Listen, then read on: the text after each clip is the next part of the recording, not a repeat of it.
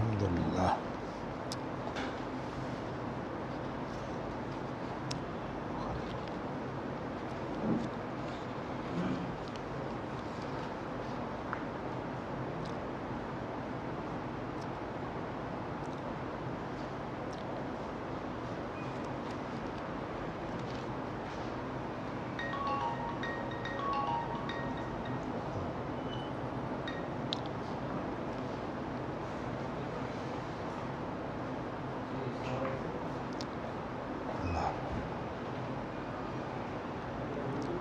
الجامع الصحیح المسند، جامع المسند الصحیح المختصر.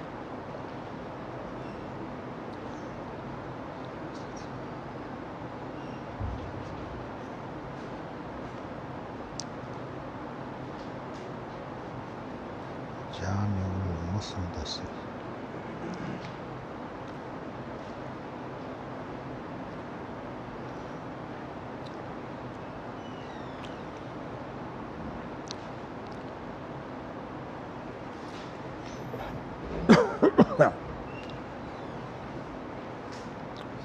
اللہ تیرا شکر.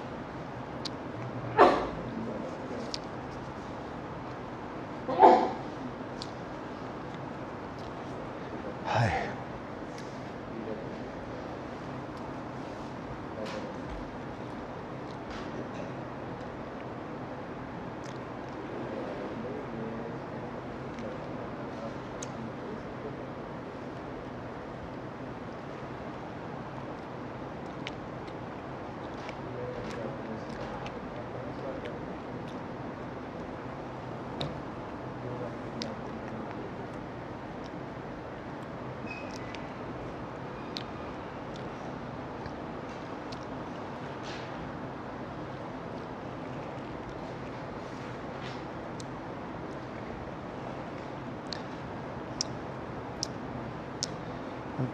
بسم اللہ الرحمن الرحیم.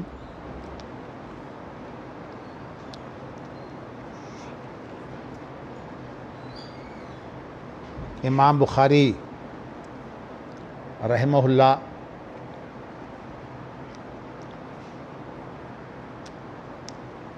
اپنی جامع الصحیح کے اندر صرف وہ ہدایات جو نبی اکرم صلی اللہ علیہ وسلم کی طرف سے صحابہ نے دی ہیں، صحابہ نے بیان کی ہیں، صرف ان کو جو ہے وہ ذکر نہیں کرتے، بلکہ جو واقعاتی صورتحال ہے، خاص طور پر صحابہ کے آپس کے اختلافات، چونکہ یہ بڑا نازک مسئلہ ہے اور اس مسئلے کی وجہ سے مسلمانوں کے اندر ایک مستقل پاڑ جو ہے وہ پڑ گیا ہوا ہے، وہ ہے شیعہ سنی کا. اور کہنے کو تو شیعہ بھی مسلمان اور سنی بھی مسلمان، لیکن ویسے حقیقت یہ ہے کہ شیعہ جو ہیں وہ مسلمانوں کا کوئی بھی اکٹھ ہوگا تو اس کے اندر وہ شامل نہیں ہوتے. وہ عام طور پر جو ہے وہ اپنا سہارا جو ہے وہ غیر مسلموں کو بناتے ہیں. آپ دیکھ لیجئے کہ ایران کا مسئلہ یہ رہا ہے کہ اس نے اب تک بھارت کو اور امریکہ کو اپنے ساتھ ملا کر جو ہے کوششیں کی ہیں کہ اپنی جو سوچ ہے، جس کو آپ شیعہ فکر کہیں، اس کو پھیلائے۔ ویسے تو یہ واقعہ پاکستان کا ہے کہ ایک شیعہ کا وفد جو ہے وہ آیت اللہ خمینی رحمہ اللہ سے ملنے گیا۔ میں مسلمان ہونے کی وجہ سے جو ہے وہ دعا کرتا ہوں۔ تو جب ملنے کے لیے گیا تو انہوں نے پوچھا کہ پاکستان میں تمہاری تعداد کتنی ہوگی؟ انہوں نے کہا کہ ہماری تعداد پاکستان میں جو ہے وہ 30% ہے، یعنی پاکستان کے اندر جو ہے وہ ہماری تعداد جو ہے وہ 30% ہے۔ اب دیکھیے نا، اگر 30% بات تو درست نہیں ہے، لیکن جو بھی ہے چلیے ایک بات سامنے آ گئی۔ اب 30% تعداد کے بعد جو ہے وہ ایک ذمہ دار آدمی کے منہ سے جو بات نکلی ہے وہ بڑی ہی میں سمجھتا ہوں کہ مسلمانوں کے لیے خطرناک ہے۔ وہ یہ نکلی کہ اگر تم 30% ہو تو ضیاء اللہ کا تختہ کیوں نہیں الٹتے تم؟ اب یہ بتائیے کہ پاکستان کے اندر یہ دخل اندازی جو ہے، یہ دنیا کے جو حالات ہیں اس وقت معاہدوں کی صورت میں ملک جو ہے وہ اپنے آپ کو سنبھالے ہوئے ہیں، یہ چیز مناسب نہیں ہے۔ پاکستان کی کوئی ایران کے ساتھ کوئی لڑائی نہیں ہے، لیکن اس کے باوجود جو ہے یہ بات ظاہر ہے کہ یہ ذہنی ایسی تربیت کی جاتی ہے کہ اس کے بعد پھر جو ہے وہ اکٹھے کبھی نہیں ہو سکتے۔ امام بخاری رحمۃ اللہ علیہ صحابہ کے دور میں جو فتنے ہوئے ہیں اس کے بارے میں جو ہے وہ صحابہ کا مقام کیا ہے، اس میں کسی مسلمان کا موقف کیا ہونا چاہیے، اس کے بارے میں کافی حساس ہیں۔ اور انہوں نے جو ہے وہ نبی اکرم صلی اللہ علیہ وسلم کی ہدایات کے علاوہ جو ہے وہ صحابہ کی جو واقعاتی صورتحال تھی، جسے آج ہماری اصطلاح میں فقہ الواقع کہتے ہیں، کہ جب تک جو ہے وہ ہدایت کے بارے میں یہ واضح نہ ہو کہ یہ ہدایت جو ہے وہ کس موقع پر آئی ہے اور خاص طور پر اس کے اندر کیا رہنمائی دی گئی ہے، اس وقت تک اصل میں اس کی اہمیت نہیں بنتی۔ تو اسی لیے جو اہل الحدیث کا، اہل الرائے کے بالمقابل طریقہ ہے وہ یہ ہے کہ وہ فقہ الواقعہ کو جو ہے وہ چھوڑ کر مسائل نہیں بتاتے۔ وہ جو ہے جو واقعہ پیش آتا ہے اس کے بارے میں جو ہے وہ جو ہدایت ہوتی ہے وہ اجتہاد کی صورت میں، یعنی ان کا اجتہاد صرف اتنا ہے کہ کتاب و سنت میں غور کرو، اور غور کرنے کے بعد جو آپ کو جو ہے وہ ہدایت اطلاع کی صورت میں نظر آتی ہے وہ آپ اس کا اطلاق کر دیں۔ تو اس کے اندر بڑی اہم چیز ہے کہ واقعاتی صورتحال جو ہے وہ صحیح ہمارے سامنے ہونی چاہیے۔ امام بخاری نے اپنی کتاب کا نام جو رکھا ہے وہ دیکھیں کہ ویسے تو اس کے 2 نام مشہور ہیں، مگر میں آپ کو وہ نام دینا چاہتا ہوں جو میری نظر اور تحقیق میں جو ہے وہ راجح ہے۔ وہ یہ ہے کہ الجامع الصحیح المسند من حدیث رسول اللہ صلی اللہ علیہ وسلم و سننہ و ایامہ۔ نہیں، یہ نہیں ہے، یہ بعض لوگوں نے جو ہے وہ اسے راجح قرار دیا ہے۔ میں نے اپنے تھیسس میں جو آپ کو پتہ ہے اصول اجتہاد امام بخاری پر میرا تھیسس تھا ڈاکٹریٹ کا، تو اس کے اندر میں نے اس نام کو ترجیح دی ہے، الجامع المسند الصحیح المختصر من امور رسول اللہ صلی اللہ علیہ وسلم و سننہ و ایامہ۔ اصل میں جو ہے نا یہاں نام کے اندر ایسی صورت ہونی چاہیے کہ وہ نام جو ہے وہ کتاب کے جو موضوعات ہیں اور جو مشمولات ہیں ان پر دلالت کرنے والا ہونا چاہیے۔ تو اس لیے میں نے اس نام کو زیادہ کیوں اہمیت دی ہے. دیکھیں نا، اس میں جامع کا معنی تو یہ ہے کہ اس میں شریعت کے ہر قسم کے موضوعات جو ہیں اس کے اندر جو ہیں وہ شامل ہیں. اور محدثین عام طور پر جب یہ قتال اور اسی طرح جو ہے وہ قرآن مجید کی تفسیر اور اسی طرح اخلاقیات، جب یہ چیزیں جو ہیں وہ زیادہ جو ہیں وہ اہم ہیں شریعت کے اندر، یہ ساری بھی احادیث کے اندر شامل کر لیتے ہیں، تو اس کتاب کو کہتے ہیں جامع. تو بخاری اور مسلم کو بھی جامع کہا جاتا ہے، اور ترمذی جو ہے چونکہ اس نے بھی کتاب التفسیر بیان کی ہے، تو اس لیے ترمذی کو بھی جو ہے وہ جامع ترمذی بھی کہا جاتا ہے، سنن ترمذی بھی اور جامع ترمذی بھی. یعنی ترمذی جو ہے وہ سنن کے اعتبار سے تو سیاستہ میں سے 3 کتابوں کے ساتھ شامل ہے، لیکن جامع ہونے کے اعتبار سے وہ 2 کتابیں جو ہیں بخاری اور مسلم کے ساتھ شامل ہے. اب دیکھیے اس کا مفہوم جو ہے وہ جامع تو آ گیا. مسند کا معنی یہ ہے کہ نبی اکرم صلی اللہ علیہ وسلم تک میں نے جو ہے وہ ہر چیز پہنچانی ہے. مقصد یہ ہے کہ اصل میرا مقصود یہ ہے کہ کسی بھی، میں تاریخ بیان کر رہا ہوں، میں واقعات بیان کر رہا ہوں، لیکن اصل میرا مقصود ہے کہ نبی اکرم صلی اللہ علیہ وسلم کی ہدایت کیا ہے. تو اس لیے مسند کا معنی یہ ہے کہ ویسے تو مسند کا ایک اصطلاحی اور بھی نام ہے، لیکن اس وقت مسند جو امام بخاری کی مراد ہے وہ یہ ہے کہ جس کی سند نبی اکرم صلی اللہ علیہ وسلم تک ہو. اور صحیح کا معنی یہ ہے کہ جو سند ہے وہ صحیح ہو، کہیں ٹوٹی ہوئی نہ ہو، اور بھی اس کے اندر کوئی ایسی کمی نہ ہو جس کا تعلق خاص طور پر تحمل و ادا سے ہو. میں آپ کو یہ بات جو ہے وہ کئی دفعہ بتا چکا ہوں کہ فن حدیث کے اندر اصل جو اہمیت ہے وہ تحمل و ادا کی ہے، لیکن ہمارے ہاں چونکہ تقلید چل پڑی تو مقلدین کو جو ہے وہ ان چیزوں سے باس کا تعلق نہیں. انہوں نے تو فقہ کی بھی تقلید کر دی ہے، حدیث کے بارے میں وہ کیا تحقیق کریں گے. تو حدیث کے بارے میں ان کا صرف اتنا کام ہے کہ جو حدیث ان کے خلاف ہو اس کو جو ہے وہ کیسے کنڈم کر سکتے ہیں. تو اس لیے ایک آپ حدیث اپنے مطلب کی لے لیں گے، پھر اس کے بعد سارا زور ادھر لگ جائے گا، چونکہ مقصود تو فقہ کی تائید ہے نا. تو لیکن یہ جو محدثین ہیں ان کا طریقہ کار بالکل اس سے مختلف ہے. تو اب اس کا نام کیا ہے کہ المختصر، یعنی مختصر کا معنی یہ ہوتا ہے کہ ایک چیز جو ہے وہ تمام چیزوں پر مشتمل بھی ہو، جامع ہوئی. اور مختصر کا معنی یہ ہوتا ہے کہ جامع ہونے کے باوجود الفاظ مختصر ہیں.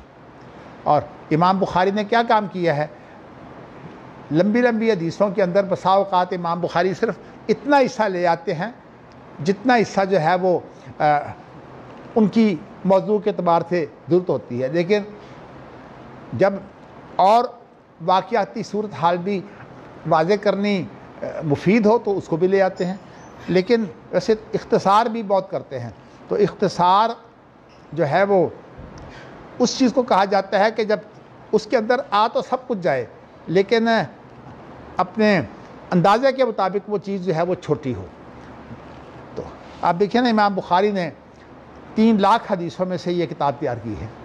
اب آپ دیکھیے کہ کتنا اختصار ہے کہ اگر 3 لاکھ حدیثوں میں سے امام بخاری نے 3000 حدیثیں جو ہیں جو تکرار کے بغیر تقریباً اس سے بھی کم ہیں، تقریباً 3000، تو آپ یہ دیکھیے کہ ان کے اندر یہ سندیں جتنی بھی ہوتی ہیں، میں آپ کو بتا چکا ہوں محدثین کے نزدیک یہ حدیث کا حصہ ہوتی ہیں. اس لیے کہ محدثین کا کام یہ ہے کہ وہ آپ کو یہ بتائیں کہ جس محدث نے جو ہے وہ تحقیق کر کے اسے اپنی کتاب کی صورت میں عمومی نشر و اشاعت میں دے دیا ہے، اس کے لیے ضروری ہے کہ وہ اپنی اس چیز کو لے آئے جو اس کی تحقیق شدہ ہو.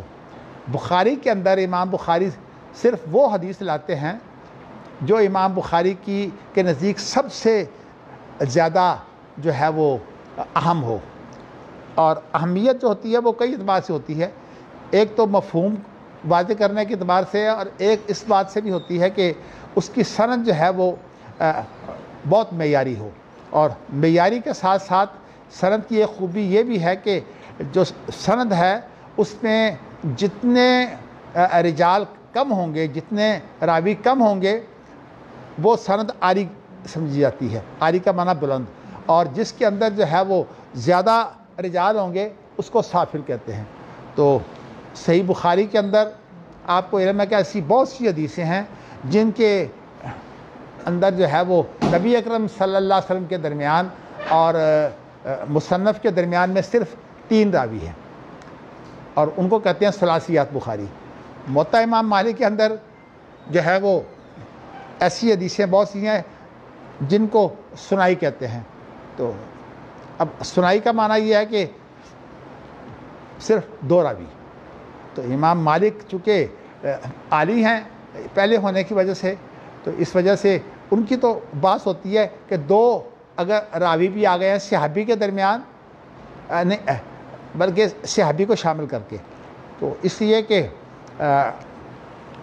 فقہ کا اگر اعتبار کریں تو صحابی شامل ہوتا ہے، لیکن اگر روایت کو دیکھیں تو اس میں بنیاد جو ہے وہ تو صحابی ہوتا ہے، لیکن ویسے جب مصنف کوئی سند پیش کرتا ہے تو جو صحابی ہوتا ہے وہ اس کا منتہا ہوتا ہے، یعنی جہاں سند ختم ہو گئی، اور اس کے بعد صحابی نے کیا بیان کیا ساری ذمہ داری جو ہے وہ صحابی پر آ جاتی ہے۔ تو میں نے آپ کو اس لیے بتایا ہے کہ فن حدیث کے اندر جن لوگوں کو مہارت ہوتی ہے وہ ان چیزوں کو سمجھتے ہیں۔ میں بڑا جو ہے وہ یہ دیکھتا ہوں کہ اس وقت جن لوگوں نے بخاری، مسلم اور موطا کا جو ہے وہ پوسٹ مارٹم کیا ہوا ہے، خاص طور پر جو ہے وہ مولانا امین حسن اصلاحی، اللہ انہیں معاف کرے، میں تو معافی کی جو ہے دعا کرتا ہوں، اس لیے کہ ان کی نیکیاں بھی ہیں، اور اس کے بعد جو ہے وہ ان کے شاگردوں میں یہ غامدی تو خیر ایک فتنہ ہے، اللہ تعالیٰ اسے ہدایت دے۔ تو میں بتانا ہی چاہتا ہوں کہ حدیث کا فن نیا ایجاد کر رہے ہیں، لیکن فن حدیث سے اتنی بھی واقفیت نہیں ہے کہ کہتے ہیں کہ سند کی ابتدا جو ہے وہ صحابی ہوتا ہے۔ کیا مطلب؟ کیونکہ دیکھنے میں جو سند ہوتی ہے وہ صحابی سے شروع ہوتی ہے، سند کی ابتدا صحابی نہیں ہوتا، سند کی ابتدا تو مصنف کا شیخ ہوتا ہے، اور جو اس کا آخر ہے جہاں سند ختم ہوتی ہے وہ صحابی ہوتا ہے۔ اس اعتبار سے جو ہے وہ صحابی کے اگر صحابی مختلف ہو جائے تو حدیثوں کی گنتی الگ ہو جاتی ہے، یعنی اسی لیے ابن حجر نے جو ہے بلوغ المرام کے شروع میں اپنی اصطلاحات میں بتایا ہے کہ اگر صحابی ایک ہو، باقی حدیث کے الفاظ کا یا سند کا کچھ فرق ہو تو وہ حدیث ایک ہی کہلاتی ہے، لیکن اگر صحابی 2 ہو جائیں تو پھر ابن حجر کہتے ہیں کہ متفق علیہ اس کو نہیں کہا جاتا، اس کو کہا جاتا ہے رواہ البخاری و مسلم، یعنی بخاری اور مسلم کا الگ الگ نام لو کیونکہ ان کی جو حدیث ہے وہ الگ الگ ہے۔ تو جب حدیث کے صحابی کے نیچے جو چیزیں آتی ہیں وہ جو ہیں وہ الگ الگ ہوتی ہیں۔ میں نے آپ کو بتایا کہ فن حدیث کے اندر اگر کسی نے کوئی اضافہ کرنا ہے تو اس کے لیے ضروری ہے کہ پہلے وہ فن حدیث کا ماہر ہو۔ دیکھیے نا، پی ایچ ڈی آج ہمارے ہاں بہت اہم چیز ہے۔ پی ایچ ڈی کب کروائی جاتی ہے؟ جب ایک شخص نے تمام علوم جو ہے وہ پختہ طریقے سے حاصل کر لی ہے، نہ صرف کہ اس نے جو ہے وہ گریجویشن کر لی، گریجویشن جو ہے اس کا عربی نام ہے درجہ فضیلت، اور اس کے بعد جو ہے وہ جب ایم اے یا ایم ایس سی کر لیا تو یہ ماسٹر، گویا کہ اس کے بعد اس کو مہارت ہو گئی ہے۔ اس کے بعد پھر اب اس شخص کو جو ہے وہ تحقیق کے کسی میدان میں جو ہے وہ کام کرنے کی محنت کرنی چاہیے۔ تو اب یہ شخص جو تحقیق کرے گا اس کا ایک معیار ہوتا ہے، اگرچہ ہمارے ملک کا حال ایسا نہیں ہے، لیکن جو ہے وہ خاص طور پر اسلامیات کے بارے میں جو ہے وہ عربی زبان کے بارے میں جو سعودی عرب کا معیار تحقیق ہے نا، وہ اس سلسلے میں مثال دی جا سکتی ہے۔ ہمارا پاکستان تو اصل میں اسلامیات تو ان کے نزدیک ہے ہی، اللہ مہربانی کرے میں آپ کو ایسا لفظ نہیں کہنا چاہتا، اسلامیات تو ان کے نزدیک گری پڑی چیز ہے، اور اسلامیات کے اندر ان کا ہر آدمی جسے قرآن کا بھی ترجمہ بھی نہ آتا ہو اور جو ہے وہ حدیث بھی نہ آتی ہو، وہ آدمی جو ہے وہ ان کا جو ہے وہ اتنا بڑا جو ہے وہ مفکر بن جاتا ہے۔ مجھے ڈاکٹر اسرار کی جو ہے وہ اس اصطلاح پر جو ہے وہ بڑی حیرانگی ہوئی کہ کہتے ہیں کہ قرآن کے 2 مفسر ہیں صرف. کون کون؟ ایک ڈاکٹر اقبال اور ایک ڈاکٹر رفیع الدین. چونکہ انہوں نے ڈاکٹر رفیع الدین کو بہت پڑھا ہے، چونکہ اس میں جدید جو نظریات ہیں جو اس کو مغرب میں پائے جاتے تھے، انہوں نے یا مغرب میں یا مشرق میں، تو انہوں نے جو ہے وہ ان کا تجزیہ بھی کیا ہے. اگرچہ یہ دونوں شخص جو ہیں یہ عربی زبان کے ماہر نہیں تھے اور اسی طرح فن حدیث کے بھی ماہر نہیں تھے. تو اب صورتحال یہ ہے کہ ڈاکٹر اسرار نے کہا ہے کہ اصل میں مفسر ہوئے ہی 2 ہیں. انا اللہ و انا راجعون. جن لوگوں کو قرآن کا ترجمہ نہیں آتا وہ مفسر اعظم ہو گیا. اور یہ دونوں علامہ اقبال جو ہیں وہ قرآن مجید کا ترجمہ اور تشریح نہیں جانتے تھے، اس لیے کہ اس میدان کے وہ آدمی نہیں ہیں. وہ تو اصل میں فلسفی تھے اور فلسفے کے ذریعے سے انہوں نے، ٹھیک ہے کہ اللہ تعالیٰ نے ان کو جو شعر کی جو اہمیت دی تھی، تو انہوں نے شاعری کے اندر جو افکار پیش کیے ہیں اور جس طرح تنقید کی ہے، بڑی کمال کی تنقید ہے. لیکن یہ مولانا ابوالحسن ندوی کی میں بات اس لیے کہتا ہوں کہ ان کا ایک مقام بن چکا ہے. انہوں نے علامہ اقبال پر جو ہے وہ ایک کتاب بھی لکھی ہے، اور علامہ اقبال کی جو کتاب ہے نا، خاص طور پر جو 6 یا 7 ان کے لیکچر ہیں، تو اقبال کی تنقید تو بڑی اچھی ہوتی ہے ویسے، لیکن انہوں نے کہا ہے کہ کاش یہ اقبال جو ہے وہ 6 لیکچر شائع نہ کرتے. اگر یہ شائع کر دیا تو اقبال کی ایسی بات لوگوں کے ہاتھ میں آ جائے گی کہ اقبال پھر اس کے بعد یہ نہیں کہہ سکے گا کہ میں کوئی دین کے بارے میں کوئی اچھی بات کر سکتا ہوں. اقبال بیچارے کوشش کرتے رہے، جس کی شہرت سنی مولانا انور شاہ کشمیری رحمۃ اللہ علیہ کو کہتے رہے کہ آپ آ جائیں، ہم مل کر کام کرتے ہیں. مقصد ان کا یہ تھا کہ میرے پاس دین کا علم تو ہے کوئی نہیں، ایک دین کا ٹھوس عالم اپنے ساتھ بٹھا لوں گا تو بہت کچھ میں جو ہے وہ سمجھ لوں گا. تو یہ باتیں جو ہیں، لیکن ابوالحسن ندوی رحمۃ اللہ علیہ جو ہیں وہ تبصرہ کرتے ہوئے کہتے ہیں کہ اقبال جو ہیں، کاش کہ یہ 7 لیکچر جو ہیں، کیونکہ یہاں اقبال نے مثبت طور پر تشریح کی ہے. شعروں کے اندر یا تو مبالغہ ہوتا ہے اور یا یہ ہے کہ نقد ہوتا ہے. تو شعروں کے اندر مبالغے کی صورت میں نقد کریں، اور خاص طور پر اس قوم کے لیے جو غلامانہ بن چکی ہو اور جس کا ذہن جو ہے وہ غلامانہ ہو، تو بہت بڑا کام تھا. اس لیے مسئلہ خودی جو ہے وہ خاص طور پر اقبال جو ہے اس کی بڑی اہمیت سمجھی جاتی ہے. اس لیے نہیں کہ مسئلہ خود ہی بڑا اچھا ہے، اس لیے کہ مسلمانوں کے اندر جب یہ احساس پیدا ہو گیا کہ ہم بھی کچھ ہیں، ہم بھی برابر کے ہیں. یہ انسان کا جو بنیادی حق ہے. جب اقبال نے یہ کہا ہے نا، لیکن یہ چیزیں جو ہے، یہ اقبال تو بیچارہ اپنی زندگی میں اچھے کام کر گیا، لیکن ہماری قوم پوری کی پوری جو ہے وہ غلامانہ ذہن ہے. آپ دیکھیے کہ مغرب کی کوئی بات آ جاتی ہے تو کس طرح یہ لوگ پڑھتے ہیں. مجھے بات بڑے اچھے دیندار ججوں کا علم ہے کہ جب وہ قرآن کا مطالعہ کرنا ہو تو مسلمانوں کی جو تفسیریں ہیں وہ نہیں پڑھتے. وہ پڑھتے کن کی ہیں؟ جو مستشرق ہیں نا، ان کی تفسیریں پڑھتے ہیں. انا اللہ و راجعون. اب بتائیے کہ مستشرقین کی اگر آپ تفسیریں پڑھیں گے، آپ کو قرآن میں کیا ملے گا؟ قرآن میں بے ہدایت ملے گی، یا قرآن سے آپ جو ہے وہ غلط کام لے رہے ہیں؟ تو اسی لیے قرآن مجید میں ہے نا، تضل بہ کثیرا، یعنی اللہ تعالیٰ کے بارے میں ہے کہ یضل بہ کثیرا ویہدی بہ کثیرا. قرآن مجید سے بہت سے لوگوں کو گمراہ کرتا ہے اور بہت سے لوگوں کو ہدایت دیتا ہے. تو گمراہ وہی لوگ ہیں جن کو قرآن مجید سے متعلقہ جو ہے وہ مہارت نہیں ہوتی، لیکن وہ قرآن مجید کی تفسیر کے لیے بیٹھ جاتے ہیں. آپ دیکھیے، جو ایک بڑا افسر ہوگا نا ریٹائر ہونے کے بعد جو ہے، اور جو ذرا زیادہ ذہین ہوگا یا اس کا مزاج اس طرح کا ہو، تو وہ ایک تفسیر لکھ کے لے آتا ہے اور ہمیں آ کر کہتا ہے جی آپ تفسیر دیکھیے. ہمیں پتہ ہوتا ہے کہ یہ جاہل آدمی ہے، اس کی تفسیر کو ہم کیا کہیں کہ تم جاہل ہو.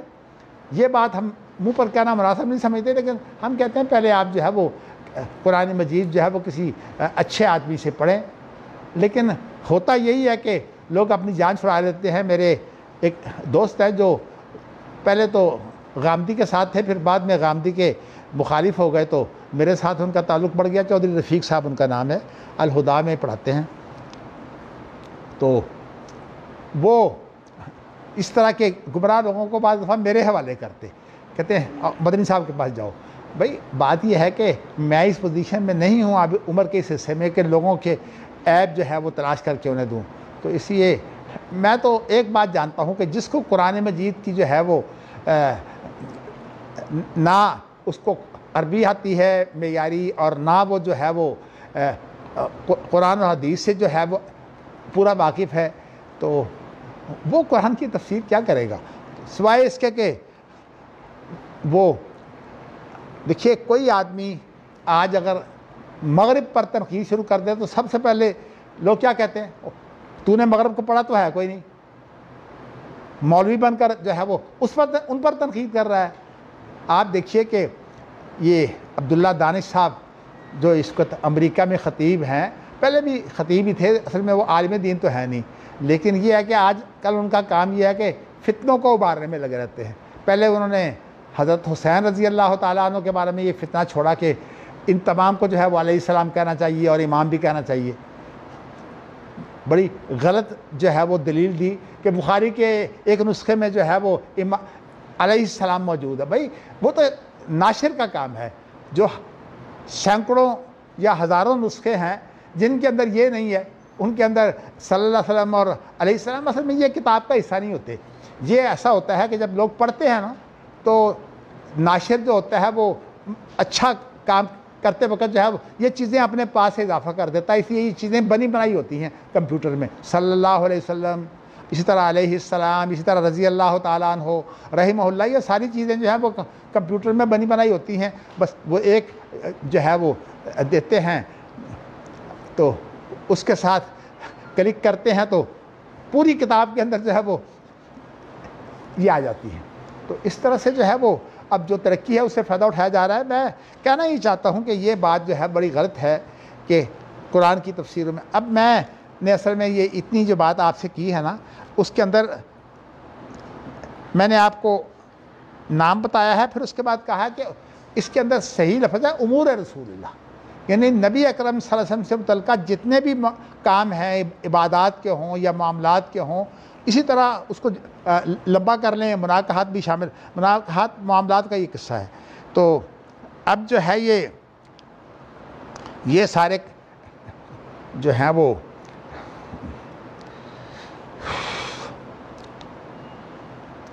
امور کی میں بات کر رہا تھا کہ امور تمام چیزوں کو شامل ہے. اس کے بعد پھر امام بخاری نے ان کو الگ الگ کیا ہے، ایک ہے سنت اور ایک ہے سیرت. جو سنت ہے اس کے اندر تو شرعی مسائل ہوتے ہیں، حرام و حلال اور اس طرح عقیدے وغیرہ کی جو باتیں ہیں نا ساری کی ساری، یہ تو سنت کے اندر ہوتی ہیں.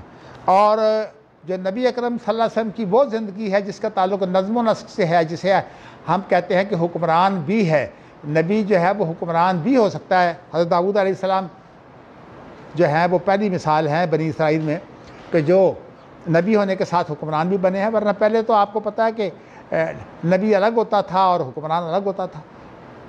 بلکہ داؤد علیہ السلام سے ذرا پہلے دیکھیے کہ طالوت جو ہے وہ حکمران تھا اور جو شمون تھا وہ نبی تھا. اس کے شمون بھی نام ہے، شمویل بھی نام ہے اور سمویل بھی نام ہے، کئی اس کے تلفظ ہیں، لیکن اس کا جو زیادہ جو نام مشہور ہے وہ شمون ہے. تو شمون ہی جو ہے وہ، اب دیکھیے نبی الگ تھا، حکمران الگ تھا، لیکن حضرت داؤد علیہ السلام طالوت کے داماد تھے اور اس بنا پر جو ہے وہ طالوت نے جو ہے وہ اس کے بعد ان کی اتنی بڑی اہمیت تھی کہ انہیں جو ہے وہ خلیفہ بھی بنا دیا گیا اور اس کے ساتھ ساتھ جو ہے وہ نبی بھی تھے. تو اس لیے قرآن مجید میں خلیفہ کا لفظ پہلی دفعہ داؤد علیہ السلام کے لیے آیا ہے، یا داؤدو انا جعلناک خلیفۃ فی الارض. تو اس کا معنی یہ ہے کہ نبوت کے بھی خلیفہ ہیں اور جو ہیں وہ حکومت کے بھی خلیفہ ہیں. نبوت کے خلیفہ اس وجہ سے کہ آپ نبی تھے، اور جو نبی ہوتا ہے نا وہ رسول کا خلیفہ ہوتا ہے. یعنی جس طرح رسول کو وہی ہوتی ہے اس طرح نبی کو بھی وہی ہوتی ہے. اور رسول کے وہ ماتحت ہوتا ہے نظم کے اعتبار سے، یعنی شریعت رسول کی ہوتی ہے لیکن نبی جو ہے وہ اس کے ماتحت ہو کر جو ہے اس کی وضاحتیں، اس کی تفصیلات جیسے آپ کو علم ہے کہ عزیر علیہ السلام نے جو ہے وہ تورات جو تقریباً مٹ چکی تھی اس کو دوبارہ جو ہے وہ تورات کو اپنی اصلی حالت میں زندہ کیا تھا، اور یہودی جو ہے وہ اس بنا پر جو ہے ان کے اس کام کو اتنا بڑا سمجھتے ہیں کہ وقالت یہود عزیر ابن اللہ، عزیر کو انہوں نے اللہ کا بیٹا قرار دے دیا ہے۔ تو میں یہ بتاتا ہوں کہ یہ چیزیں بڑی اہم ہیں، لیکن چونکہ آپ ماشاءاللہ اس وقت اس پوزیشن میں ہیں کہ میں آپ کو اس طرح کی معلومات مہیا کروں، تو میں نے آپ کو یہ کہا ہے کہ امور سے مراد، اور اس کے بعد امور کے دو حصے ہیں، ایک سنن سے مراد جو ہے وہ شریعت کی باتیں ہیں، اور ایام سے مراد نبی اکرم صلی اللہ علیہ وسلم کی حکمرانی کی باتیں ہیں۔ آپ کی حکمرانی جو ہے وہ تو دائمی نہیں ہوتی، وہ تو آپ کو پتہ ہے کہ جب تک انسان کو موت نہیں آتی اس وقت تک حکمران ہوتا ہے، لیکن جو نبوت ہے وہ نبی اکرم صلی اللہ علیہ وسلم کی نبوت جو ہے وہ عالمگیر بھی ہے اور دائمی بھی ہے۔ یعنی کیا مطلب، دنیا میں جہاں کہیں کوئی انسان پایا جاتا ہے وہاں تک آپ کی نبوت جو ہے ضروری ہے کہ لوگ اس کو سمجھ کر قبول کریں، اور ان کی جو ہے وہ جب تک قیامت نہیں آتی تمام انسانوں پر جو ہے وہ یہی شریعت لاگو ہوگی، آپ خاتم النبیین ہیں۔ تو لیکن لوگوں نے کیا کام کیا، بناوٹ انتہا ہے کہ فقہ کے بارے میں کوئی یہ نہیں کہتا کہ وہ ما انزل اللہ ہے، یعنی اللہ کی اتاری تو نہیں ہے فقہ۔ بڑے علماء کی جو ہے وہ سوچ جاری ہے، تو سوچ بچار بڑے عالم کی، جیسے استاد کا احترام کیا جاتا ہے، وہ استادوں کے استاد ہیں ان کا بہت زیادہ احترام کرنا چاہیے، لیکن استاد کا احترام کا مطلب یہ نہیں ہوتا کہ استاد جو ہے وہ معصوم ہے، استاد غلطی کر سکتا ہے، اور حقیقت یہ ہے کہ میں بہت دفعہ غلطی کرتا ہوں، پھر بعد میں مجھے یاد آتا ہے تو میں پھر اس کی تصحیح بھی کر دیتا ہوں، اور کوئی آدمی جو ہے وہ ایسا نہیں ہے جو کہے کہ جی ہاں میں تو جو ہے وہ معصوم ہوں، اللہ تعالیٰ ہمیں کسی بھی غلط دعوے سے بچا کے رکھے۔ تو میں نے آپ کو جو ہے یہ اس لیے بتایا ہے کہ امام بخاری کے بارے میں میری خواہش تو یہ تھی کہ میں آپ کو جو ہے وہ حدیثیں جلدی ان کا ترجمہ کر دوں، لیکن مجھے بعد میں خیال آیا کہ جلد بازی میں یہ حدیثیں جو ہیں یہ بڑی اہم ہیں، جلد بازی میں ان کا ترجمہ اسی لیے نہیں کرنا چاہیے کہ اس کے اندر جو ہے یہ صحابہ کی بہت اہم تاریخ ہے، جو بنیاد ہے مشاجرات صحابہ کی۔ آپ کو پتہ ہے کہ صحابہ کے آپس میں جو مشاجرات ہیں وہ سیاسی طور پر ہوئے ہیں، اس لیے شیعہ نے تو بعد میں اپنے مکتب فکر کو جو ہے وہ بنا لیا نا، باقاعدہ ایک دینی مکتب فکر، حالانکہ ان کا دینی مکتب فکر نہیں ہے، ان کا اختلاف صرف سیاسی ہے، لیکن سیاسی اختلاف نے پھر جب دین کا رنگ اختیار کیا تو پھر اس کے بعد انہوں نے اس کے لیے جو ہے وہ بالکل نئی رائے اختیار کر لی، اس لیے کہ ان کا اختلاف کیا تھا، اختلاف صرف اتنا ہے کہ نبی اکرم صلی اللہ علیہ وسلم کے بعد جو ہے وہ ابو بکر خلیفہ بن گئے اور ان کو بلایا نہیں گیا۔ اب دیکھیے ابو بکر صدیق اور عمر رضی اللہ تعالیٰ عنہ، ان کے پاس ابو عبیدہ بھی ان کے ساتھ تھے بڑے لوگوں میں، تو ان کے پاس کتنی بڑی دلیل ہے کہ انہیں بھی تو نہیں بلایا گیا۔ اصل میں بات یہ اجتماعی انصار کا تھا، یعنی جو بنو سعید قبیلہ ہے اس کا جو چھپر تھا نا اس کو سقیفہ کہتے ہیں، یہ چھت جو ہے اس کے نچلے حصے کو کہتے ہیں سیلنگ، یعنی سقیفہ۔ تو اب صورتحال جو ہے وہ یہ تھی کہ وہاں تو انصار اس بات میں تھے کہ خلیفہ کون ہونا چاہیے، تو حضرت ابو بکر نے اور حضرت عمر نے، ابو عبیدہ بن جراح نے یہ مناسب سمجھا کہ فوری جا کر اس اجلاس کو جو ہے وہ کنٹرول کریں، تو وہاں پہنچ گئے، چونکہ ان کا ایک مقام تھا، اس لیے اللہ تعالیٰ نے ان کے وہاں، لیکن نہ ان کو بلایا گیا نہ بنو ہاشم کو بلایا گیا، وہ صرف انصار کا اجتماع تھا، اس لیے یہ کہا جائے کہ وہ اجتماع جو تھا وہ اجماع ہوا تھا، یہ بات بالکل غلط ہے۔ تو ہماری تاریخ جو ہے وہ آج کل بس لوگ اپنے جو ہے وہ تحقیق کے مطابق تاریخ لکھ دیتے ہیں، حالانکہ یہ کہا جاتا ہے کہ یہ سارے جتنے بھی انتخابات ہوئے ہیں اجماع سے ہوئے ہیں، کوئی اجماع نہیں ہے۔ یہ انشاءاللہ جب حدیث آئے گی نا، حضرت عمر رضی اللہ تعالیٰ عنہ جن کے اوپر یہ واقعہ پیش آیا وہ خود پیش کریں گے کہ کوئی اجماع نہیں ہے، یہ تو اصل میں ایک کام جو ہے وہ بغیر نظم کے ہوا تھا، لیکن اللہ تعالیٰ نے اس میں سے خیریہ نکال دی کہ ابو بکر صدیق جو تھے، جو سب سے بہتر تھے امت میں، ان کو اللہ تعالیٰ نے یہ مقام دے دیا۔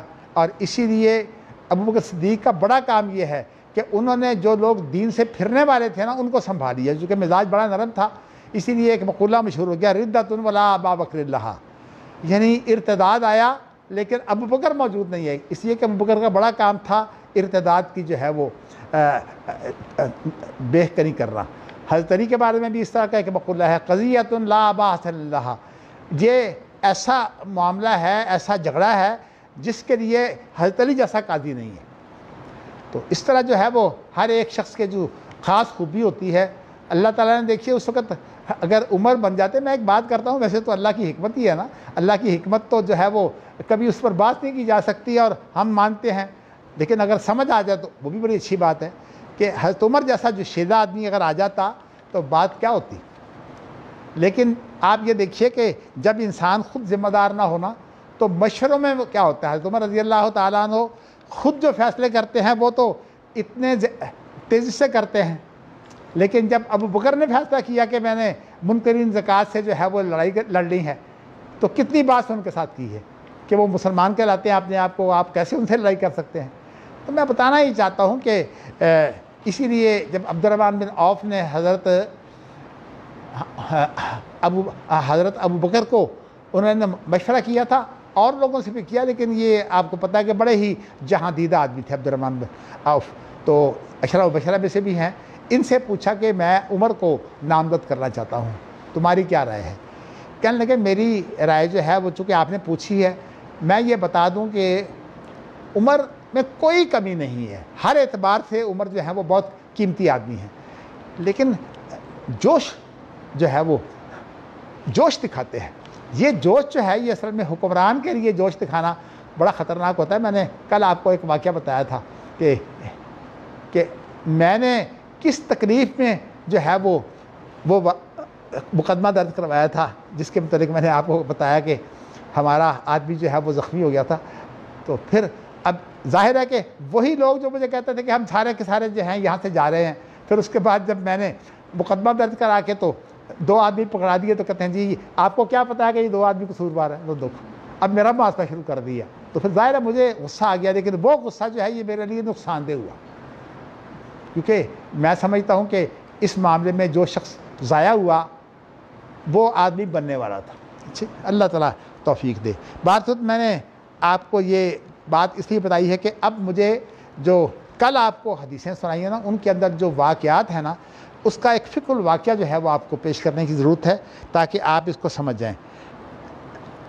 جہاں تک پہلی باب ہے اذا انزل اللہ بقوم عذابا، اس کو چھوڑ دیں، لیکن جو ہے نا اگلا باب قول النبی الحسن ابن علی ان ابنی ھذا لسید ولعل اللہ ان یصلح بہ بین فئتین من المسلمین، آپ کو یہ میں کل بتا چکا ہوں کہ حضرت حسن جو ہیں یہ کنٹروورشل جو ہیں وہ اس لیے بن گئے ہیں کہ انہوں نے بہت بڑا کام کیا، اس لیے کہ یہ جو عقیدہ ہے نا کہ جو نبی اکرم صلی اللہ علیہ وسلم کے رشتہ دار ہیں ان کا خلافت کا حق ہے، یہ آپ کو میں نے بتایا پہلے نہیں تھا۔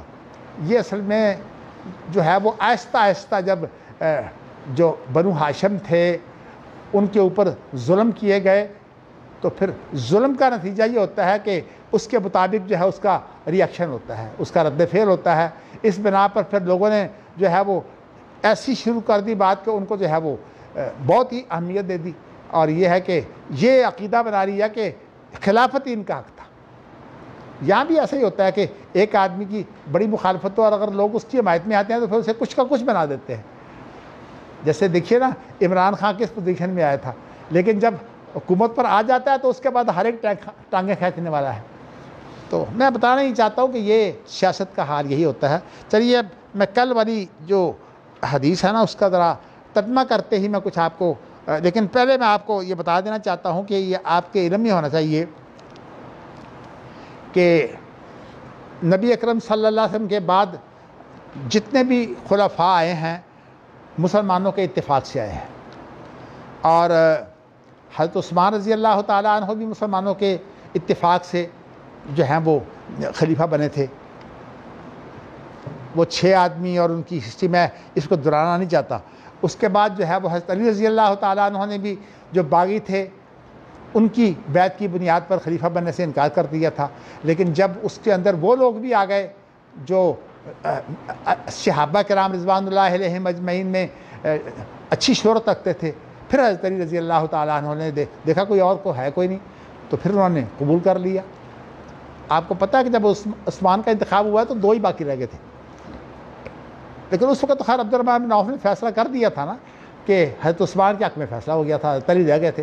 اب ان میں سے اب صرف حضرت علی باقی ہیں، تو حضرت علی جو ہیں وہ ان کو خلیفہ بنا لیا گیا۔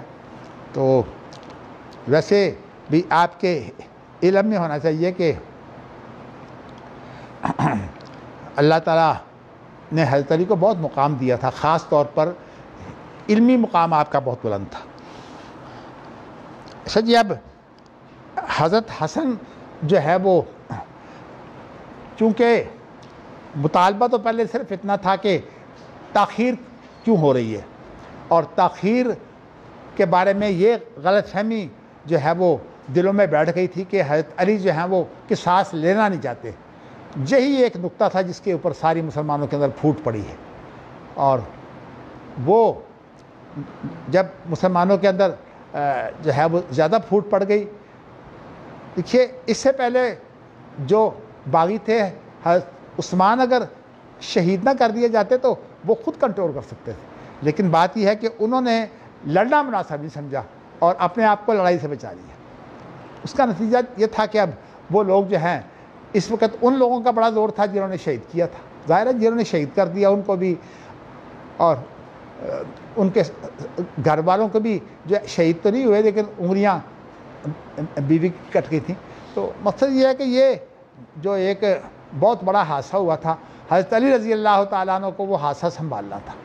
تو ویسے تو میں جو ہے وہ بسا اوقات اپنا تجزیہ کرتے ہوئے جو ہے وہ کہتا ہوں کہ حضرت علی رضی اللہ تعالیٰ عنہ جو ہے نا وہ اصل میں علمی مزاج تھے، اور علمی مزاج آدمی جو ہے وہ سیاست میں زیادہ کامیاب نہیں رہتا، اس لیے کہ علمی مزاج آدمی کا کام یہ ہے کہ وہ حق و باطل کا نکھار کرتا رہے، اور یہ ہے کہ سیاست یہاں یہ ہے کہ اس کے اندر حق و باطل نہیں ہوتا۔ آپ حیران ہوں گے کہ حضرت معاویہ رضی اللہ تعالیٰ عنہ نے جو ہے وہ عبداللہ بن عمر کو 2-3 لاکھ جو ہے وہ درہم بھجوائے، ایک ان کی خدمت میں وظیفے کے طور پر حضرت معاویہ نے۔ اللہ اکبر اللہ اکبر، جب یہ عبداللہ بن عمر کے پاس یہ 2-3 لاکھ درہم آئے تو کہنے لگے اچھا اب یہ میرا ایمان خریدا جا رہا ہے۔ ویسے آپ کو بتاؤں کہ بیعت امیر معاویہ کی کرتے ہیں، حتیٰ کہ یزید کی بھی انہوں نے بیعت کی، لیکن یہ ہے کہ بکنے والے نہیں تھے۔ جب 2-3 لاکھ آیا تو اب 2-3 لاکھ کہنے لگے اچھا اب یہ مجھے خریدا، میرے ایمان کو خریدا جا رہا ہے، میں قطعاً اس کے لیے جو ہے وہ تیار نہیں ہوں۔ تو میں نے آپ کو صرف اشارہ کر دیا ہے کہ جو اچھے لوگ ہیں وہ رشتوں سے جو ہے وہ نہیں بکتے، لیکن آج کل تو آپ دیکھیے علماء کو جو ہے وہ سارس بنانے کسی معاملے میں سب سے پہلے علماء بکتے ہیں۔ انا للہ و انا الیہ راجعون، الا ماشاء اللہ، یہ تو میں نہیں کہتا سب بکتے ہیں، لیکن سب سے پہلے میں نے تجربہ کیا ہے کہ علماء سب سے پہلے بکتے ہیں۔ لیجیے اب آپ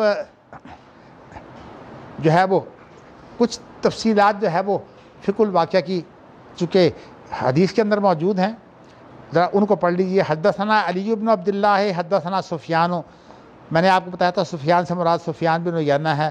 حدثنا اسرائیل ابو موسیٰ، یہ جو ہیں سفیان جو ہیں وہ اسرائیل ابو موسیٰ سے روایت کرتے ہیں۔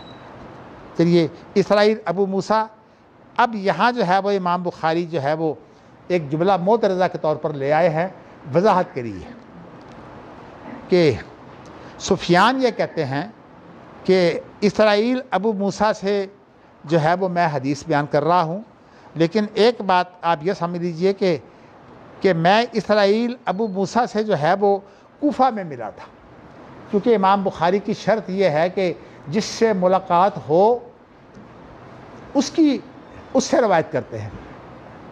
لیکن اب یہ الگ بات ہے کہ ان سے روایت ہوئی ہے کہ نہیں، میں انشاءاللہ ترجمہ کرتے ہوئے آپ کو بتاؤں گا. وَلَقِيتُهُ بِالْكُوفَةِ، اور میں ان سے کوفہ میں کب ملا تھا؟ جاء ابن شبرمہ، کوفہ کے اندر جو ہے نا ابن ابی شبرمہ جو ہیں یہ جو کوفہ میں قاضی تھے، تو کیونکہ ججوں کا حکمرانوں کے ساتھ تعلق ہوتا ہے، اس لیے کہ یہ فیصلے کرتے ہیں تو ان کو نافذ تو حکمران ہی کرتے ہیں نا. تو اس لیے کہتے ہیں کہ میں، یعنی مقصد اصل میں یہ ان کا یہ ہے کہ میں، سفیان کہتے ہیں کہ میں اسرائیل ابو موسیٰ سے مل چکا ہوں، اور وہ آئے تھے اسرائیل ابو موسیٰ کن کے پاس؟ ابن شبرمہ کے پاس. اور انہوں نے کیا کہا تھا؟ کہا ادخلنی علی عیسیٰ. جو عیسیٰ ہیں یہ اس وقت بصرے کے اوپر حکمران تھے، اور عیسیٰ کے بارے میں نے جو ہے وہ آپ کو یہ بتانا چاہتا ہوں کہ یہ عبداللہ بن عباس کی اولاد میں سے ہیں. لیکن آپ جو سمجھیے کہ 3-4 پشتیں بعد کے آدمی ہیں، یعنی ان کی 3-4 پیڑھیاں، یعنی اوپر کو پیڑھی کہتے ہیں اور جو نیچے چلتی ہے شجرہ نسب اس کو جو ہے وہ بولتے ہیں پشتیں. تو یہ عبداللہ بن عباس کی اولاد میں سے ہیں. تو اسی بنا پر جو ہے یہ دور بھی کون سا تھا؟ یہ خلیفہ منصور کا دور ہے، یعنی جب یہ حدیث کی سنائی جا رہی ہے اس وقت یہ خلیفہ جو ہے وہ منصور جو عباسی خلیفہ تھے ان کا دور تھا. تو انہوں نے ان کو جو ہے وہ عیسیٰ کو جو ہے وہ، چونکہ وہ خود عباسی تھے اس لیے عبداللہ بن عباس کی اولاد میں سے عیسیٰ کو انہوں نے بصرے کا جو ہے وہ حاکم مقرر کر دیا تھا، ان کو یہ مقام دیا تھا. اچھا، تو اب یہ آئے اسرائیل ابو موسیٰ اور ابن شبرمہ سے کہتے ہیں کہ مجھے جو ہے وہ آپ عیسیٰ کے پاس لے چلیں. جب مجھے آپ عیسیٰ کے پاس لے چلیں گے میں اس کو کچھ نصیحت کرنا چاہتا ہوں. اب آدمی تو نیک ہے، لیکن جو نیک لوگوں کا بسا اوقات جذبہ ہوتا ہے نا اس میں حکمت ملحوظ نہیں رکھی جاتی. تو آپ دیکھیے نا، کوئی ایسا آدمی ہو اس کو آپ کسی اہم آدمی سے جب ملائیں گے تو پہلے اس کے بارے میں تسلی کر لیں گے کہ یہ وہاں جا کر کوئی ایسی بات تو نہیں کرے گا جو کل میرے لیے مشکل پیدا ہو جائے. تو اسی طرح جو ہے یہ ایسا واقعہ تھا. تو ابن شبرمہ نے کہا کہ نہیں، میں اس بات سے ڈرتا تھا کہ کوئی ایسے انداز سے گفتگو کریں یا ایسی بات کر دیں کہ مجھے جو ہے وہ پھر خلیفہ کہے گا تو اس کو لے کے کیوں آیا ہے، تو نے اس کا جائزہ نہیں لیا، پہلے جائزہ لینا چاہیے تھا پھر مجھ سے ملاقات کرواتا. تو کہتے ہیں کہ میں نے جب انہوں نے مجھے کہا نا کہ مجھے وہاں لے چلو تو میں نصیحت کرنا چاہتا ہوں، تو ابن شبرمہ ڈر گئے اس بات سے کہ یہ جو شیلے آدمی ہیں کہیں ایسی حکمت عملی چھوڑ کر کوئی غلط انداز نہ اختیار کر لے.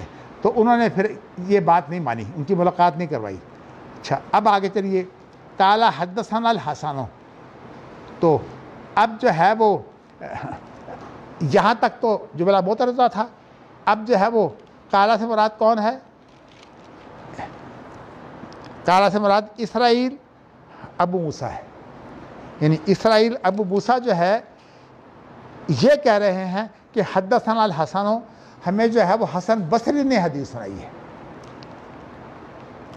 اور حسن بصری نے کیا کہا کہ لما سار الحسن، حسن بن علی، جب کہ حسن بن علی جو ہیں رضی اللہ عنہما وہ جب معاویہ کی طرف لشکر لے کر گئے تو قال عمرو بن العاص، تو اس وقت جو معاویہ کے بشیر بھی تھے، ساتھی بھی تھے، عمر بن عاص، انہوں نے لشکر دیکھ کر جو ہے معاویہ سے کہا ارا کتیبۃ لا تولی حتی تدبر اخراہا، میں ایک ایسا لشکر دیکھ رہا ہوں لا تولی جو پیٹھ نہیں پھیرے گا، جہاں حتی تدبر اخراہا، میں کئی معنی اس کے ہو سکتے ہیں لیکن میں آپ کو اس لیے ایک بتاتا ہوں کہ آپ کو کئی تو پھر یاد نہیں رہیں گے نا.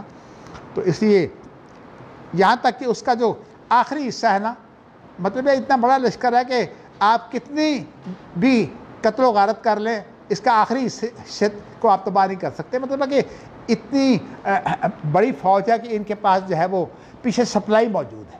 جب کسی فوج کے پاس سپلائی موجود ہو نا تو وہ فوج شکست نہیں کھاتی، اس لیے کہ جب لوگ مرتے ہیں تو اس کے بعد ان کی جگہ دوسرے لوگ لے لیتے ہیں. تو اس لیے جو ہے وہ انہوں نے یہ بات کہی. تو اخرى سے مراد ان کا پچھلا حصہ ہے، میں نے ایک جو ہے وہ تشریح کر دی ہے.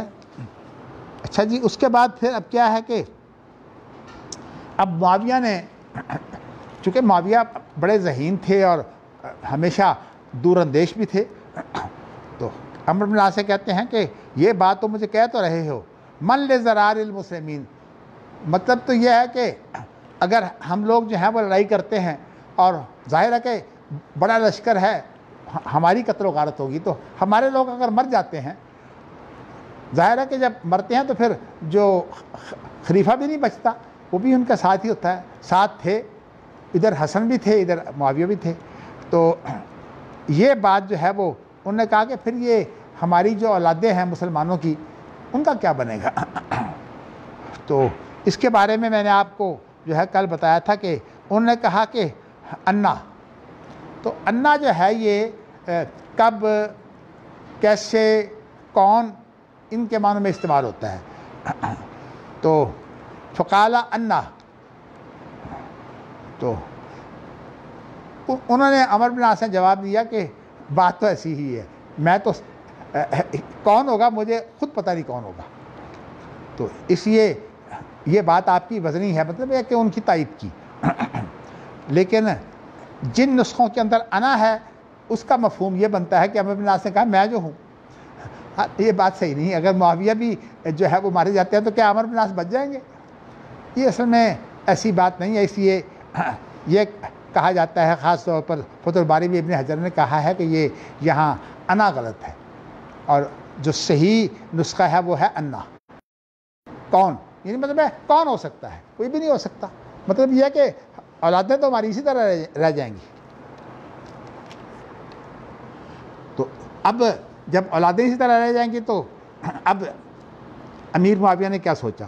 امیر معاویہ نے یہ سوچا کہ اب ایسا کرنا چاہیے کہ آدمیوں کو صلح کے لیے بھیجنا چاہیے، صلح کی بات چیت پہلے ہو جائے. شاید اگر صلح بن جائے گی تو ہماری جو اس وقت موجودگی ہے سلامتی ہو جائے گی ہمیں صلح کی صورت میں.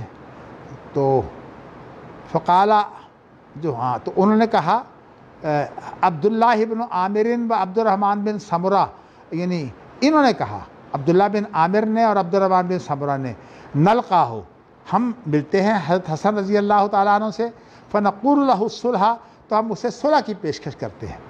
تو قال الحسن، و حسن بن علی رضی اللہ تعالیٰ عنہ نے کیا جواب دیا؟ جی، وَلَقَدْ سَمِعْتُ أَبَا بَكْرَةَ،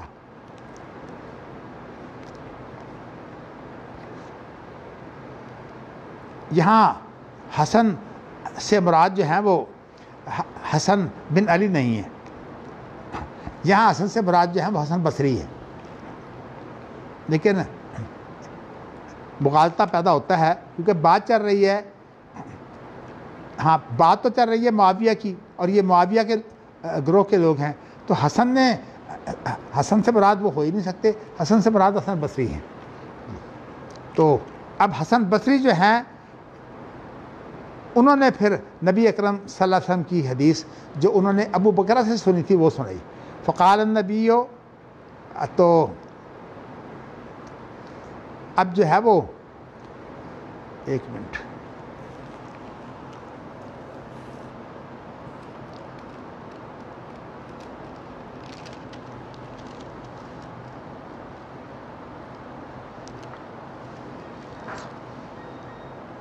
فائدہ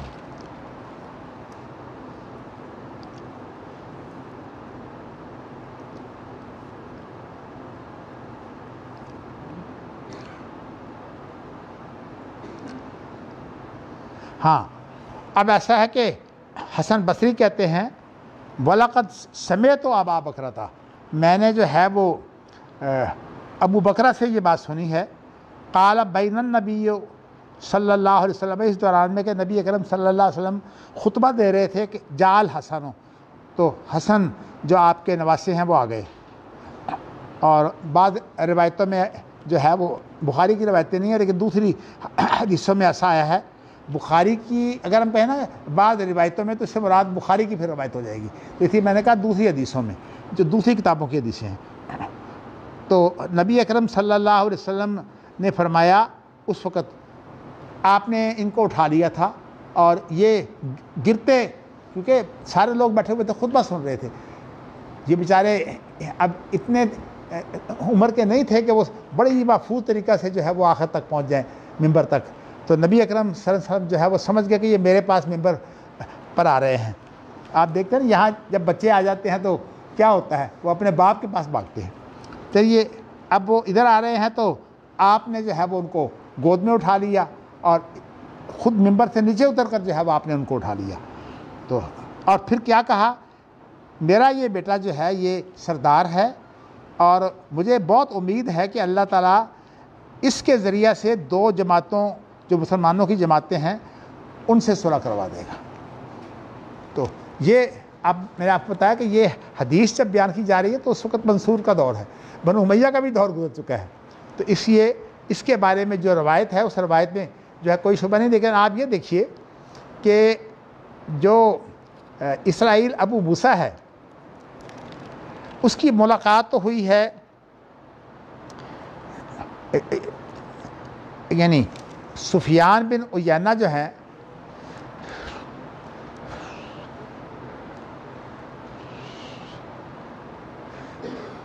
وہ یہ بیان کر رہے ہیں کہ اسرائیل ابو موسیٰ جو ہے انہوں نے مجھے حدیث سنائی. لیکن اسرائیل ابو موسیٰ نے کس سے سنی ہے؟ وہ سنی ہے جی حسن بصری سے. اور حسن بصری نے کس سے سنی ہے؟ ابو بکرہ سے. یعنی یہ سند یوں بنتی ہے. تو ایک واقعہ جو ہے وہ ابو موسیٰ اسرائیل کا تعارف کروانے کے لیے درمیان میں پیش کر دیا ہے، وہ میں آپ کو بتا ہی چکا ہوں. تو اب یہاں صورتحال یہ ہے کہ اس حدیث میں جو نقطہ ہے وہ یہ ہے کہ ملاقات کے باوجود ان سے حدیث روایت نہیں کی. کیوں؟ ملاقات تو ہوئی ہے لیکن ان سے سنا نہیں. تو امام بخاری جو ہے وہ ملاقات شرط ہے، یہ نہیں ہے کہ اگر ملاقات ہو جائے تو پھر نہ بھی، ہاں اگر سکہ آدمی ہو اور پتہ نہ ہو کہ یہاں تو واضح بات ہے کہ ان سے ملے ہیں اور ان سے سنا ہی نہیں ہے. تو اس لیے وہ جو روایت کرتے ہیں وہ کس سے کر رہے ہیں؟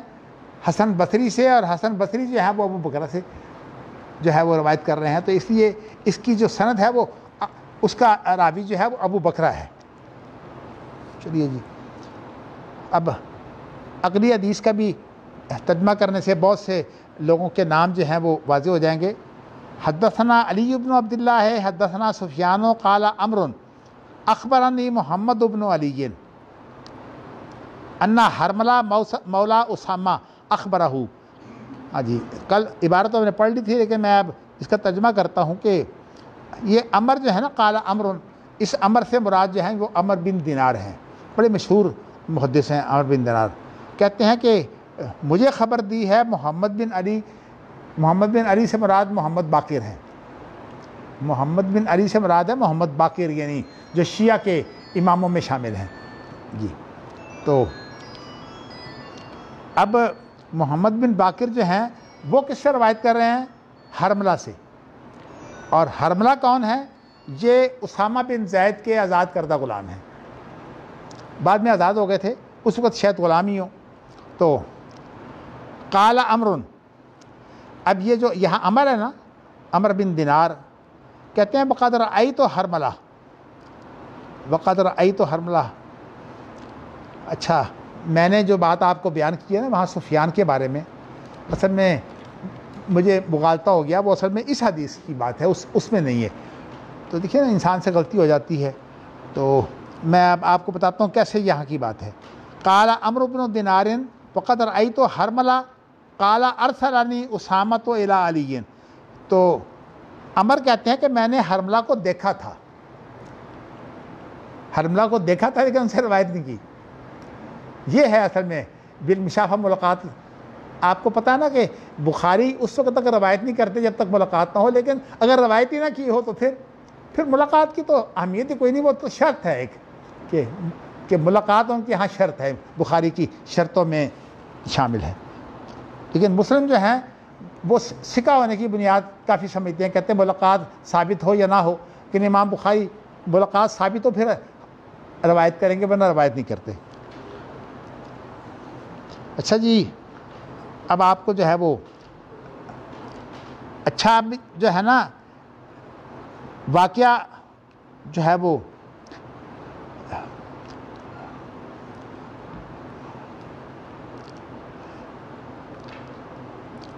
قالا حرملہ کہتے ہیں، یعنی حرملہ کہتے ہیں ارسلنی اسامۃ و الی علی، مجھے جو ہے وہ اسامہ نے بھیجا تھا علی کی طرف، علی رضی اللہ تعالیٰ عنہ کی طرف. اسامہ سے مراد اسامہ بن زید ہیں. آپ کو پتہ ہے کہ اسامہ بن زید جو ہے ان کا کیا مقام تھا؟ نبی اکرم صلی اللہ علیہ وسلم ایک جو ہے وہ اپنے نواسے کو اپنے ایک ٹانگ پر بٹھا لیتے اور اسامہ بن زید کو ایک ٹانگ پر بٹھا لیتے، کیونکہ نبی اکرم صلی اللہ علیہ وسلم نے زید بن حارثہ کو جو ہے وہ اپنا بیٹا بنایا ہوا تھا. تو اس بنا پر جو ہے وہ ان کے بیٹے سے بہت پیار کرتے تھے. حالانکہ زید بن حارثہ کا تو رنگ گورا تھا، یہ اسامہ جو تھے وہ سیاہ تھے. چونکہ آپ کو پتہ ہے کہ جو ام ایمن ہے وہ افریقی تھی نا، ام ایمن جو ان کے باپ کی لونڈی تھی نبی اکرم صلی اللہ علیہ وسلم کی، آپ ان سے ملنے جایا کرتے تھے. اچھا وقالا، اچھا اب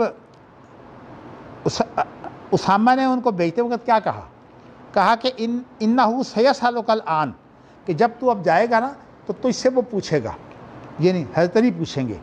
جی کیا پوچھیں گے؟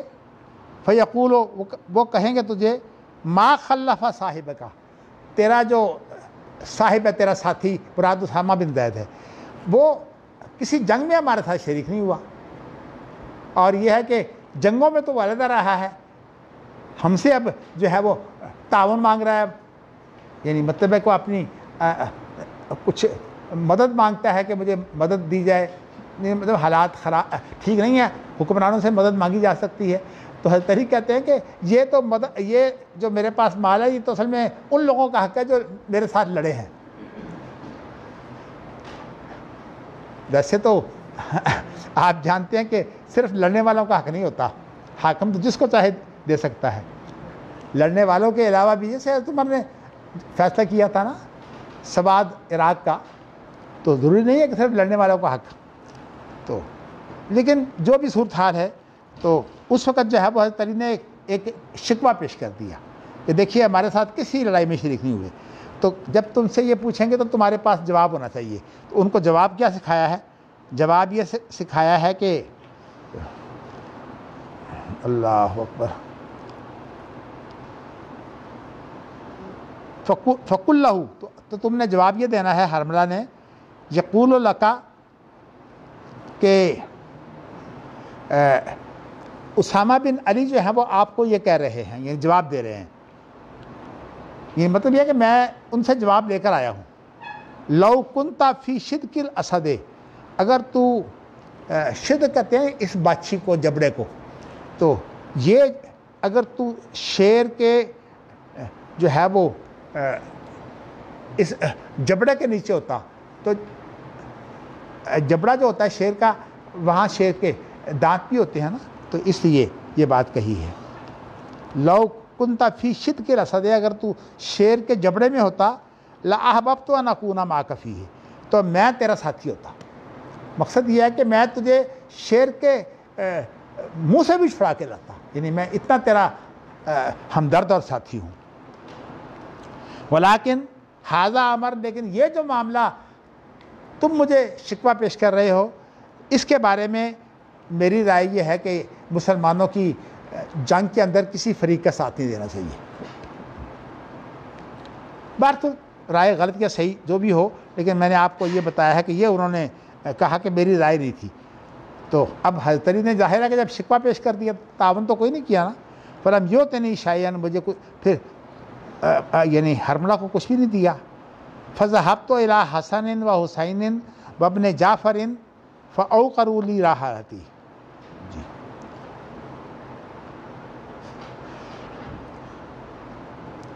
تو میں جب اس کے بعد پھر میں چلا گیا حسن حسین کی طرف اور عبداللہ بن جعفر کی طرف. یہ عبداللہ بن جعفر بھی اس طریقے بھائی ہیں نا، جعفر ان کے بیٹے ہیں. تو فاوقروا لی راحلتی، تو انہوں نے میری اتنی عزت کی، وقار سے ہے نا، میری اتنی عزت کی کہ میری جو سواری تھی نا اونٹ سارا جو ہے وہ بھر دیا. مقصد یہ تھا کہ انہوں نے میرے ساتھ ایسا سلوک کیا، لیکن حضرت علی نے مجھے کچھ نہیں دیا، بھیجا تو ان کے پاس تھا. تو اچھا جی، اب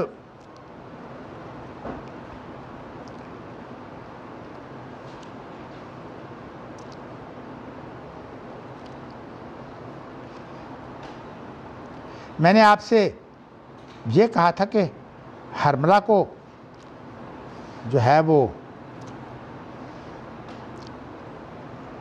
آپ نے جو ہے وہ دیکھا ہے عمر بن دینار نے.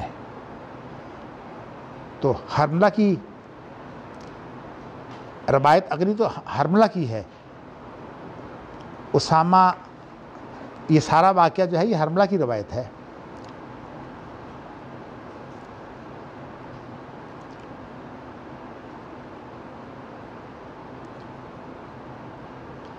دیکھیے نا، حرملہ جو ہیں انہوں نے یہ خبر دی ہے محمد بن علی کو. یعنی یہ روایت جو ہے یہ اصل میں حرملہ کی جو روایت ہے اس کے راوی کون ہیں؟ محمد بن علی. تو امام بخاری نے جو چیز پیش کی ہے وہ روایت پیش نہیں کی کہ عمر بن دینار کے حوالے سے روایت ہی نہیں پیش کی، بلکہ یہ کہا کہ عمر بن دینار نے جو ہے وہ مجھے جو حدیث سنائی ہے وہ اصل میں محمد بن علی یعنی امام باقر سے سنائی ہے. تو معنی یہ ہے کہ اس امام بخاری نے اعتماد کس پر کیا ہے؟ امام محمد بن باقر پر. تو اب یہ ہے کہ حرملہ والی جو روایت ہے وہ ذکر ہو گئی ہے، لیکن امام بخاری اس کو روایت نہیں کرتے. دیکھیے کتنی باریکی ہے بخاری میں. تو یہ باریکیاں جو ہیں یہ ساری فن حدیث کی ہیں. آپ دیکھیے کہ یہ ساری جتنی باتیں ہیں یہ تحمل و ادا کی ہیں. اس کو کہتے ہیں اصول حدیث. اور میں آپ کو بتاتا ہوں کہ اصل میں جن لوگوں کو حدیث کے فن کا پتہ نہیں ہے ان کو صرف اصطلاحات سے غرض ہے. ان چیزوں میں تو اصول حدیث میں تو پڑھتے ہی نہیں ہیں. میں ویسے اللہ کا شکر ادا کرتا ہوں، میرے والد صاحب نے مجھے جب یہ پڑھائی تھی نا کتاب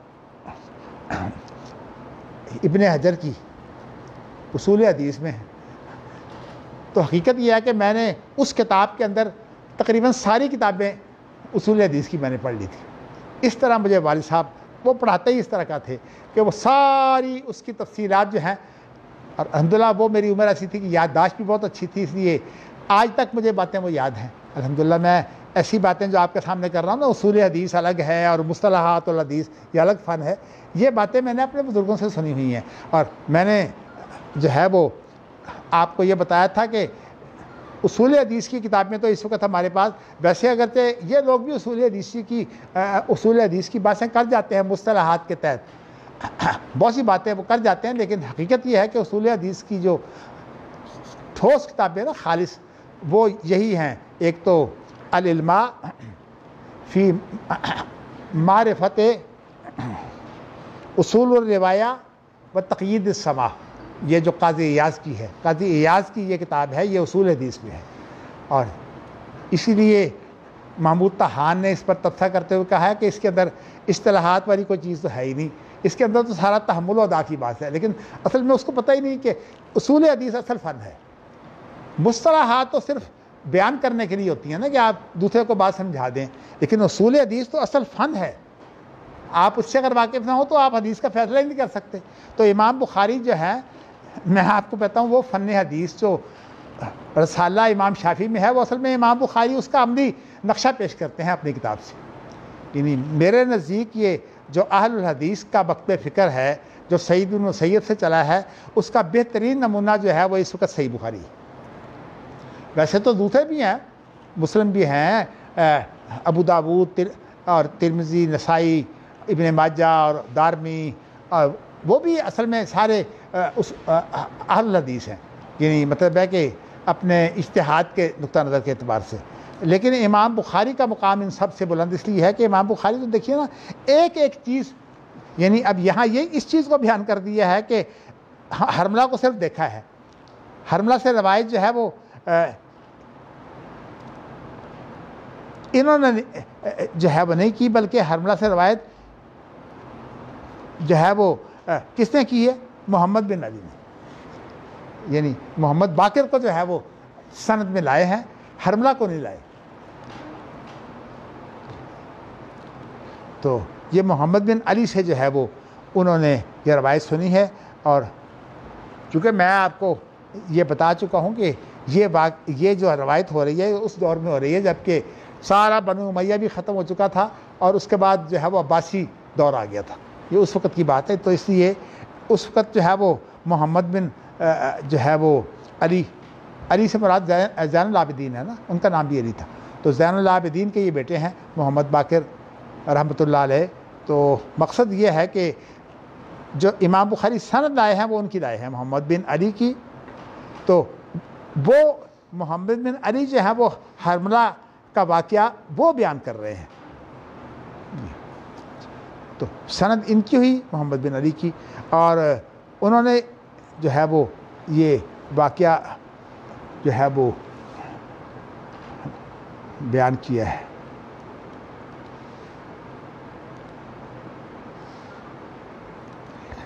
اب چونکہ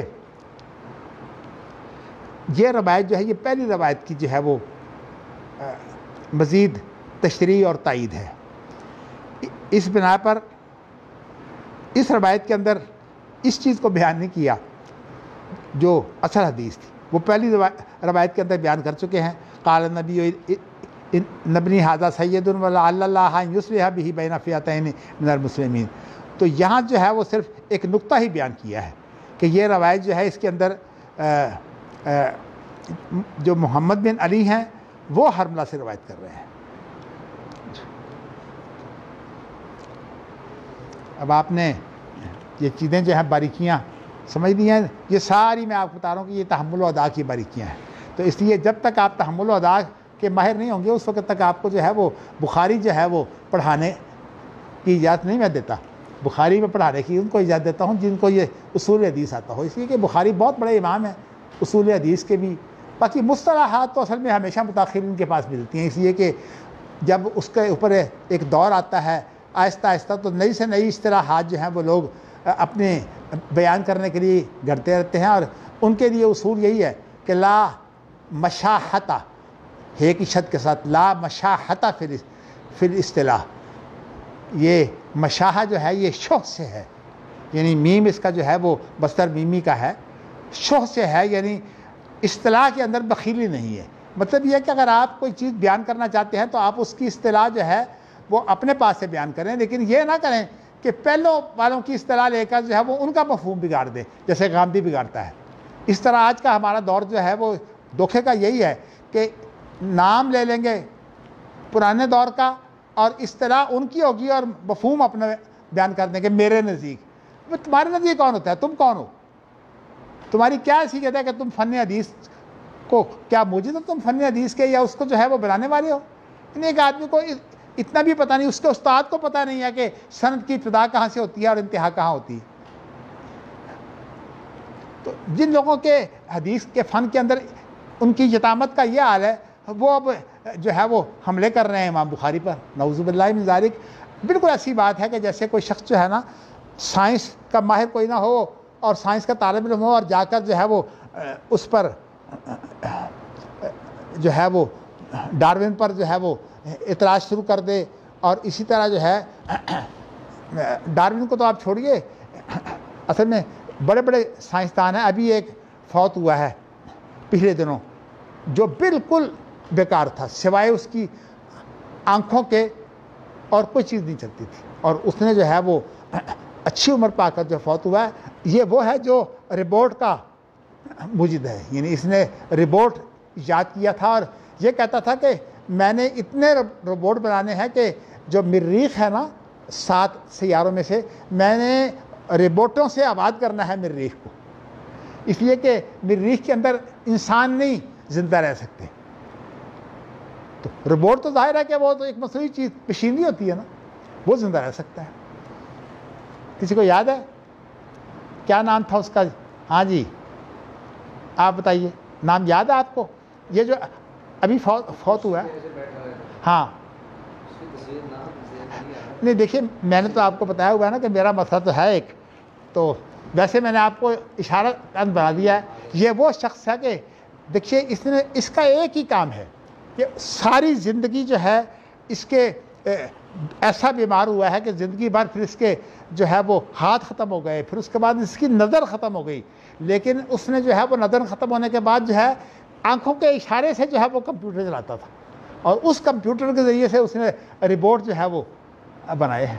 تو اس لیے بہت بڑا سائنسدان ہے.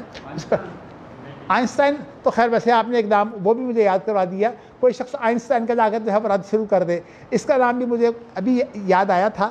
پھر سائفن اس کا نام ہے غالباً، ہاں سائفن اس کے نام میں پایا جاتا ہے. کیا نام ہے اس کا پورا؟ ہیں ہاں دوبارہ بتائیں ذرا. ہاں اسٹیفن اس کا جو نام ہے، اسٹیفن ہاکی کہہ رہے ہیں. ہاں ہاکی اسٹیفن ہاکنگ یا جاکنگ اس طرح کا نام اس کا ہے، اسٹیفن ہاکی. یہ کچھ زیادہ عرصہ نہیں گزرا یہ فوت ہوا ہے جی. ہاں چند سال پہلے کی بات ہے. لیکن آپ کو بتاؤں کہ دنیا کے اندر اللہ کے کیسے لوگوں سے کام لیتے ہیں. اتنا بڑا سائنسدان، صرف ایک بات تھی، شکست خوردہ ذہن نہیں تھا. اس لیے کہتے ہیں جس کا ذہن شکست خوردہ نہ ہو اس کو کوئی ہار نہیں دے سکتا. شکست اس وقت ہوتی ہے جب کہ انسان ذہنی طور پر قبول کر لے شکست، اور اگر ذہنی طور پر قبول نہ کرے کبھی شکست ہوتی ہی نہیں. میں آج بھی چھوڑ دیتا ہوں، ورنہ بڑی مناسبت تھی کہ آج میں آپ کو واقعہ سناتا. عمر بن عاص کا ایک تجزیہ میں نے آپ کو یاد کروایا تھا صحیح مسلم میں کہ عمر بن عاص کتنے بڑے سیاستدان تھے. چلیے آپ مجھے یاد کرانا، کل انشاءاللہ تعالی کوشش کریں گے کہ ان کا واقعہ میں آپ کو سناؤں. آپ کہتے ہیں کہ صحابہ شاید بہت سادے لوگ تھے، نہیں، بڑے زبردست جو ہے وہ مستقبل کے متعلق جو ہے وہ جاننے والے اور لوگوں کے مزاجوں کو جاننے والے.